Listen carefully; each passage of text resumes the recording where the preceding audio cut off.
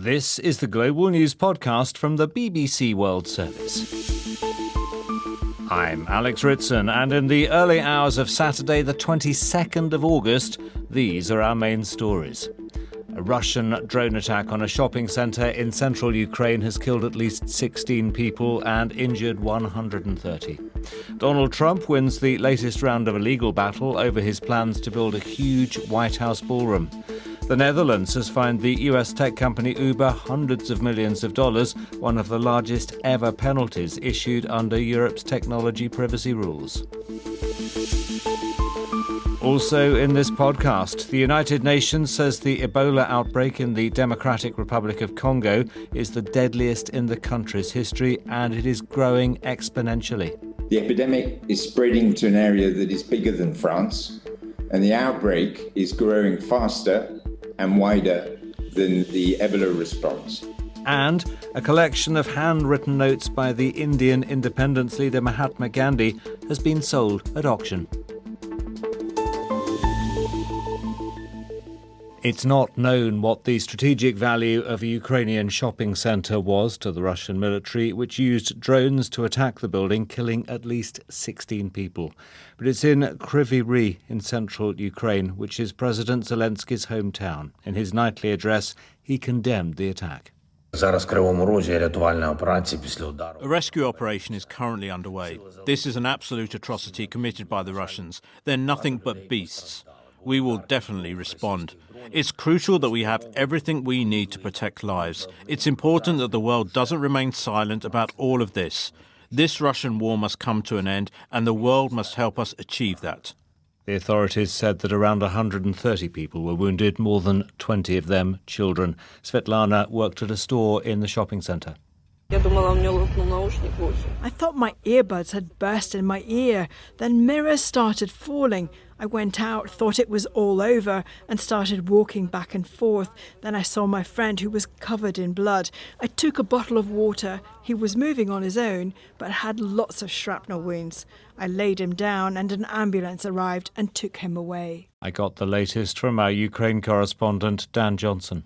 The search and rescue operations are still ongoing there, we're told, and so the death toll keeps rising. The number of wounded has been increasing. More than 100 people who were hurt in this, as well as those killed. It looks like a classic example of the worst kind of double tap attack, as it is called. We've had footage from the scene verified which shows the first drone hitting the shopping centre, an explosion and a fire, and then President Zelensky said it was half an hour later that a second drone hit the centre once the first emergency responders were there trying to treat those who'd already been wounded. The video of that shows another, what appears to be a Shahed jet-powered drone diving from the sky towards the centre. You can actually hear Ukrainian soldiers or air defence units trying to shoot it down with machine gun fire, but they were unsuccessful, so that second drone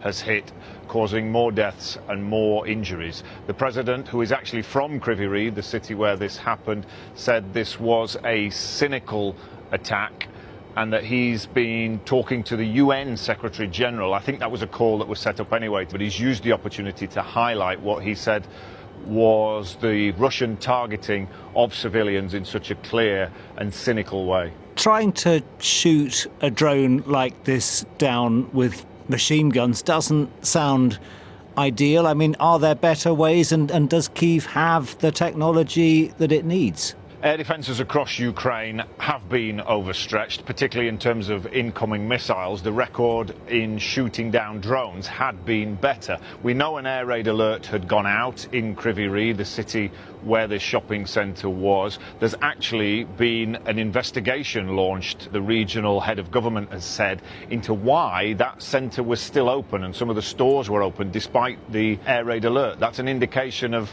how relaxed some Ukrainians have become, because after 4.5 years of hearing those sirens, not everybody reacts as suddenly as perhaps they would have at the start of this. But this is a jet-powered drone, we understand, at least that second one that we've been able to see on video. That is a relatively new innovation from the Russians. They've taken the old propeller-powered, motor-powered Shahid, which was relatively slow-moving. They've put a jet engine on that instead, which means it moves much faster and is much harder to shoot down. And by the time they're effectively firing at it with a machine gun from the back of a 4x4, that is really a last desperate effort to try to bring down a drone to save people. But by that point, it was already heading for its target, and there was very little chance of actually stopping it doing the further damage that was inflicted.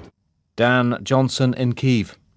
Donald Trump has won the latest round in an ongoing legal battle over his plans to rebuild the entire east wing of the White House.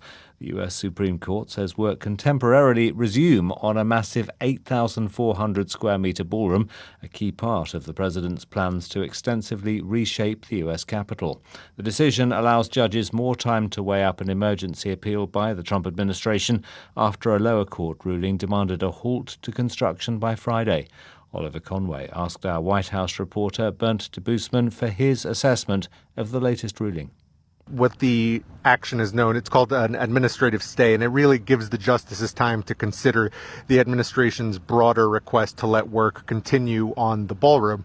But President Trump will certainly be very pleased. In recent days, he's really been framing this not only as a ballroom as it was initially envisioned when it was announced last year, but more as a national security complex that he says is kind of vital to protect presidents and their families and important guests in the future. From where I'm sitting just outside the White House, I can see the two massive cranes over what used to be the East Room of the White House. Last week, the administration's attorneys said that the work was about 65% done. And since then, reporters have been seeing and hearing very much work continue, sometimes for much of the day, 20 hours a day in some instances. So it's very much a work in progress, even as this whole legal battle has been playing out in the U.S. court system. And is it an issue that American voters actually care about? I think many Americans that are kind of purists in the sense that they think that these historical sites should be kept in place, they certainly bought the argument in the initial lawsuit that this process requires a more formal review process with public comment invited. On the other hand, many of the president's supporters certainly are supportive of the ballroom being built, especially now that it's been framed from a security perspective, especially given that there have been multiple attempts on President Trump's life. And does this suggest that the ballroom will ultimately get completed? The fact remains that the East Room of the White House is gone and much of this project is already built. Whether or not it continues, the fact is the White House has already been transformed for the future, and there's, I see very little possibility of it going back to the way it was. Bernd de Boosman, and in the last few hours, President Trump has said he's grateful for the Supreme Court's decision. The Netherlands has fined the US tech company Uber $966 million in what amounts to one of the largest ever penalties issued under Europe's technology privacy rules. The Dutch regulator says the ride-hailing group used automated systems to deactivate driver accounts without giving them adequate warning. It's the latest huge fine issued by European regulators who've imposed billions of dollars in penalties on US tech companies due to privacy, competition and digital market rules. The BBC's Pete Ross has been investigating the story. This particular case began with complaints from drivers in France and relates to events between 2020 and 2022.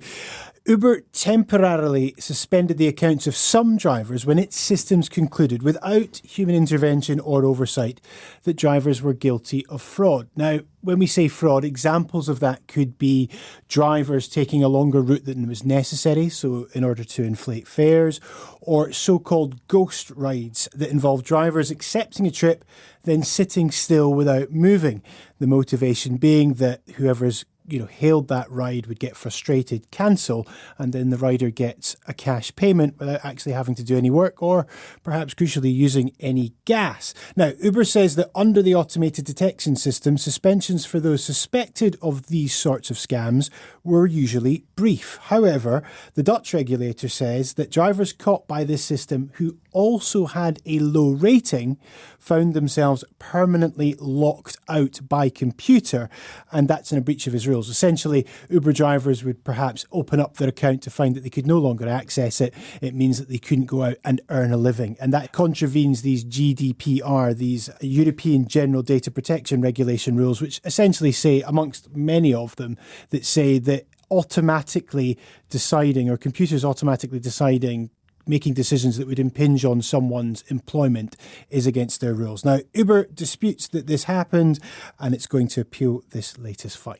Yeah, it's an enormous fine and an interesting case, but Uber is far from the only big US tech company to fall foul of European regulators. Yeah, absolutely. Some of the biggest players in the tech game, Meta, Google, Apple, Amazon, they all face multiple fines, all of them being appealed. The biggest of which, back in 2023, privacy violations under Ireland's Data Protection Commission. Meta, the company responsible for Facebook, amongst other things, Instagram as well, of course, hit with a $1.3 billion fine, and the US group is currently appealing that penalty too. And one person, briefly, who's not happy about these fines, Donald Trump. Yeah, Donald Trump's administration has frequently clashed with Europe's General Data Protection Regulation, the GDPR. It says that it impacts the American tech industry from being able to thrive. And recently he wrote on his Truth social network that the United States of America is not a piggy bank for Europe, nor will it be allowed. Pete Ross. Argentina won few friends with their post-match antics at the World Cup, unfurling a banner after beating England in the semi-final and then lashing out when they lost to Spain in the final. Now, football's world governing body FIFA has fined Argentina a total of $321,000 for breaches of discipline and handed out lengthy suspensions to several players. The details from our sports presenter Lizzie Greenwood-Hughes. The FIFA Disciplinary Committee have taken their time with this case, and they've come down hard, it has to be said, because there are two separate issues here. Firstly, the Falklands banner, which the Argentina players carried after the World Cup semi-final when they won over England. And the second one is that the fight and the racist comments after the final against Spain. Well, let's look at the banner first of all, which Argentine players brought out after beating England in Atlanta. The banner said the Malvinas are Argentina's, which is obviously politically very sensitive, controversial and incendiary, particularly, of course, following the conflict there in 1982, during which many lives were lost from both sides. So the banner clearly breached FIFA's rules, which say no teams, individual or spectator are allowed to use a FIFA sporting event for demonstrations of a non-sporting nature.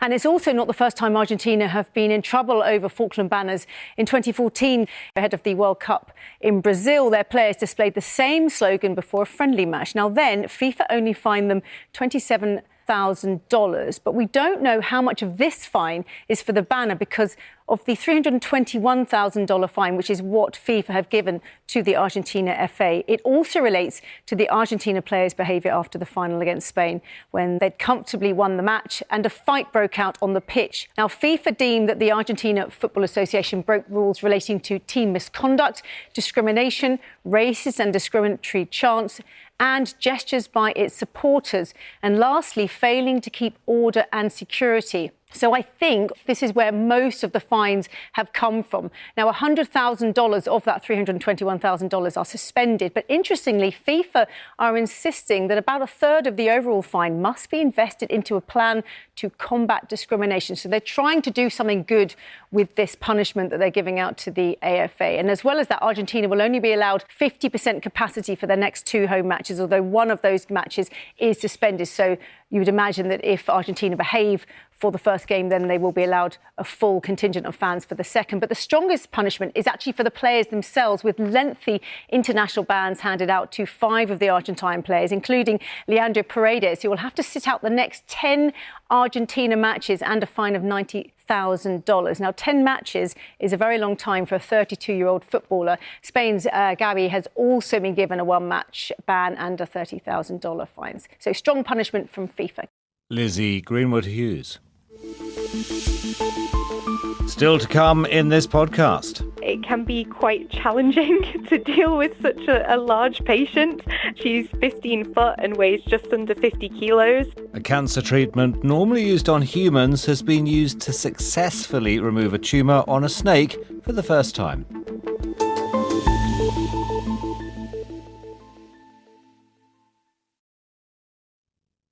This is the Global News Podcast. The Ebola outbreak in the Democratic Republic of Congo was only confirmed in May, but it's already the deadliest in the country's history and the second worst ever in the world. More than 2,500 people have died, half of those in the past 20 days. And the United Nations says the outbreak is now growing exponentially.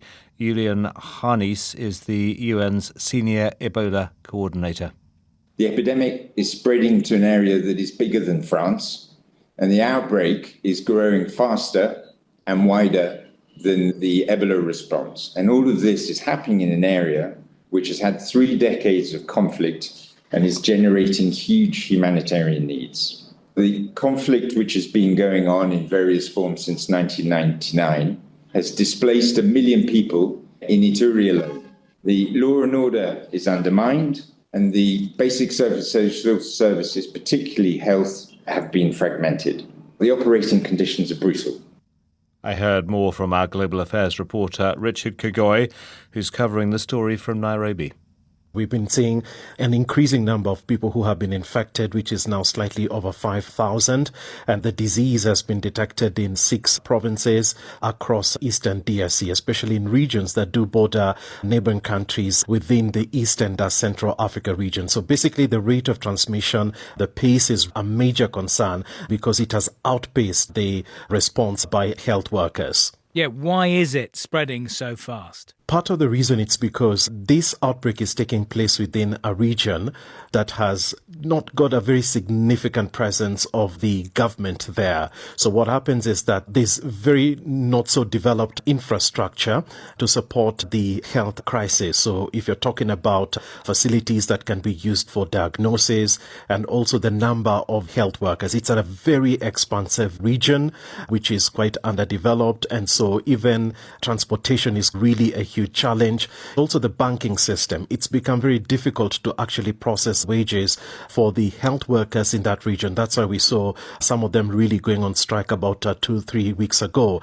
But then, of course, there is the perception amongst the local communities who still think that Ebola is a conspiracy. So we're seeing a lot of members of the communities really not going to treatment centers, some of them only going when they're critically ill, and some of them have actually even been attacking ambulances, health workers, and that's really complicated the response, and not also just the fact that there's an armed conflict that is taking place in that region. So the multiplicity of factors that have really made it so difficult to contain this outbreak. And has there been any progress in terms of vaccine to prevent people getting it in the first place, or treatments for those who do have it? Yes, there has been quite some bit of progress that has been made on that end. So currently we have vaccines that are candidates for trials which have been ongoing for the past 1 month.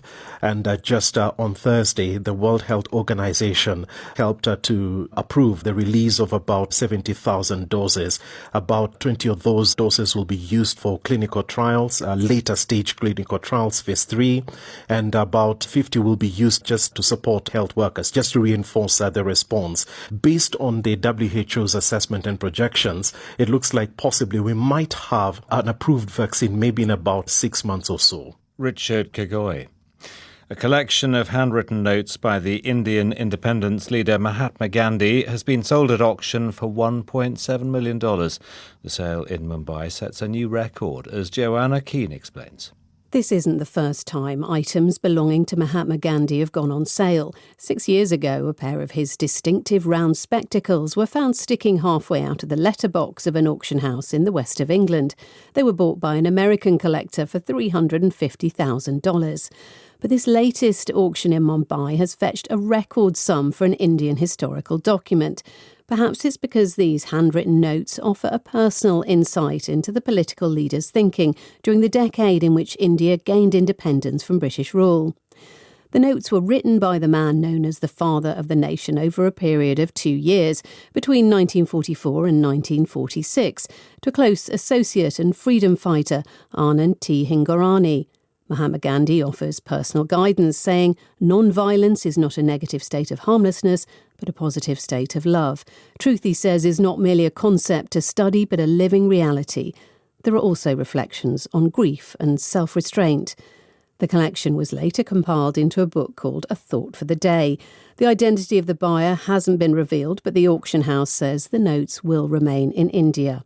Although the messages were the highlight of the sale, dozens of personal items went under the hammer, including manuscripts, photographs, and Mahatma Gandhi's portable spinning wheel, alongside 2 letters about the spiritual discipline of spinning. Joanna Keane. A python has become the first snake to be given a cancer treatment normally used on humans. The 4-metre-long reptile, named after the actress Jodie Foster, was given electrochemotherapy to remove a tumour at Chester Zoo here in the UK. The BBC's Helena Burke has the details. 2 decades ago, a young python arrived at Chester Zoo with the letters JF on her paperwork. While officially the initials mean juvenile female, zookeepers decided it should instead represent the snake's new moniker, and so she was named Jodie Foster. Years later, zookeepers noticed that Jodie was eating less and wasn't her usual snaky self. The keeper team noticed that she was starting to get a little bit of a lump on her lip. So we removed that lump, but unfortunately when we sent off the tests, we found that it was a cancerous lesion. Charlotte Bentley, a veterinarian at the zoo, says that although the cancer was removed successfully, 12 months later it grew back on Jodie's jaw. So we decided to go a little bit to the drawing board of what we were going to do, and that's when we came up with the idea of doing a surgery and combining it with electrochemotherapy to give her the best outcome. Electrochemotherapy has been used to treat human cancer patients since the 90s. It combines a low dose of chemotherapy with short, intense electrical shocks on the tumour site to help the medicine enter the cancer cells and kill them. The veterinary team had to use 2 operating tables to fit Jodie's long body. But aside from that, Dr. Bentley says the surgery works mostly the same as it does for humans. It can be quite challenging to deal with such a large patient. She's 15 foot and weighs just under 50 kilos. We have to use anaesthesia to get her completely still and to look in her mouth. But actually, from that point onwards, the technique is very similar. So it's all about making sure that the drugs and the electrodes are placed in the affected tissue, and by sending those little pulses, no matter whether it's a dog, a snake or a person, the treatment should work the same way. The team hopes the surgery will encourage other vets to try the technique on a wider variety of animals. Electrochemotherapy has been done on other mammals, and also there's been a few cases in birds. From what we could see, this is the first time it's been done on any reptile. So hopefully it means that it's kind of expanding its use a little bit further, and we can even start thinking further afield with our amphibians or even fish patients in the future. And as for Jodie Foster the python, she's now cancer-free and back to her usual self. She has been a fantastic patient, and she's gone on to make a really, really excellent recovery. She had very few side effects. We didn't see any problems with the chemotherapy, and actually she's now back to her feisty character and is definitely not having any problems with her eating anymore. Charlotte Bentley from Chester Zoo, ending that report by Helena Burke. The movie industry has been through a few turbulent years. Cinema attendances in the US are down by around a third on pre-COVID levels. It's perhaps not surprising that Hollywood has been having second thoughts about some of its projects. But one of the films Warner Brothers decided to write off as a tax loss has fought back. Fans, film directors, and even a US congressman have saved a movie from the scrap heap, and later this month audiences will finally get a chance to see the much-anticipated legal drama featuring one of the stars of Looney Tunes, Wile E. Coyote, taking on that American corporate giant, the Acme Corporation. David Sillito takes up the story. My name is Sammy Birch. I'm the screenwriter of Coyote vs. Acme, which is the comeback movie nobody thought we would actually get. Wile E. Coyote, cartoon hero. Tireless, ravenous pursuer of the profoundly annoying roadrunner, who is again and again let down by his mail-order purchases from the Acme Corporation. Have you been horribly injured by a product made by the Acme Corporation? He is now the star of a new movie based on a classic article about a courtroom confrontation. Ian Fraser wrote a really famous humor piece for The New Yorker entitled Coyote v. Acme, which is a straight-faced court transcript of a trial between Wile E. Coyote and the Acme Corporation. Have you ever set a big stack of TNT on the road, hoping to blow up your nemesis, but the detonator itself explodes? Have you ever pulled the ripcord of your parachute and only a bunch of silverware comes out? It's not your fault. Acme is evil. And there had been, since 1990, people wanting to make this into a feature film. And eventually Warner Brothers gave the green light to Sammy and the rest of the team to go out and make it. Mr. Coyote, how can I help you? But then came the plummet to the bottom of the canyon moment. Warner's decided they'd make more money if they wrote it off against tax rather than release it. It was a shock. I mean, it was really, the metaphors have been very literal in this case because given what Wile E. Coyote normally experiences, where things are really going to plan and then something falls out of the sky. I mean, it really did feel like that. And it wasn't just the cast and crew who wanted to see it in the cinemas. I hate to be political, but release Coyote versus Acme! The campaign, Release Coyote, has gone far and wide. It was really moving, actually, to see big directors that came out against it. There were congressmen. Congressmen? Yes, because that was mostly notable to me because that happens in the movie. You know, there's been a lot of parallels. All of which ended with a company called Ketchup being allowed to take it on, which means... The Looney Tunes legal comedy that got shelved is officially back on the calendar. Can you reassure me that this hasn't been a very clever guerrilla marketing campaign? I can. I think the people at Ketchup Entertainment who wrote the check to buy this movie, I'm sure would make sure you would want to know that it wasn't just a joke. And now we've seen it. It's amazing. I think it's the best Looney Tunes movie ever made. Almost every time Wile E. Coyote held up a sign, it got a laugh. And I just have to say, it lives up to the hype. And I'm still blown away that they tried to cancel this movie. The Rotten Tomatoes collated reviews has it at a startling 95% approval. When I saw the final movie, it was what was being called the funeral screening. And I was so proud of it. I think a lot of people thought, oh, well, it probably sucks if we're going to throw it away. And then to go, this doesn't suck. The name of the case is Coyote versus Acme. The fact that it's getting to come out, that kids can be introduced to these characters, it's an amazing, only happy moment. And for Mr. Coyote, a rare moment of joy in a life of failure. He's one of the most hard-working people I've ever met. And the older you get, the more you fail in life. Surely we're all supposed to be rooting for Wile E. Coyote, aren't we? I mean... Of course. The movie takes, I think, an anti-bird stance in general. And at the end of it, you won, haven't you? Well, we haven't been splat yet at the bottom of the canyon, so we're taking that as a win.